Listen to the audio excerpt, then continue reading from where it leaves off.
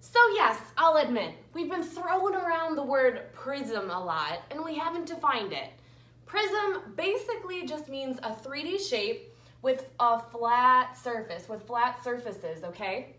Prism, 3D shape with flat surfaces. So, one of these shapes is not a prism. Do you think you can figure it out?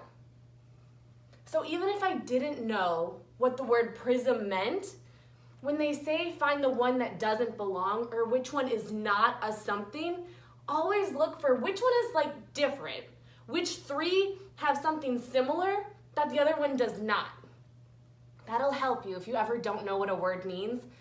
Let me just do process of elimination. Find out which ones are similar, which one is not. So I've got three shapes here. Do you know what they are called? Do you remember? We've got our cube. Did you know that? What's this one called? Triangular prism, yes. And our rectangular prism. And what about this one? Cylinder. So if you knew the names, you know that two already have the word prism in it. So I would know those are prisms.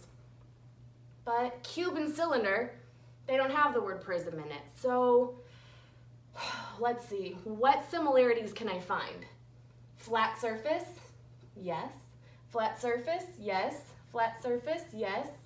Ooh, what about our cylinder? Our cylinder has a very round shape, a very round shape. So our cylinder would not be a prism. Cube is a prism, rectangular prism is a prism, a triangular prism is a prism, but a cylinder is not because it has a rounded surface. All prisms must have flat surfaces on every side.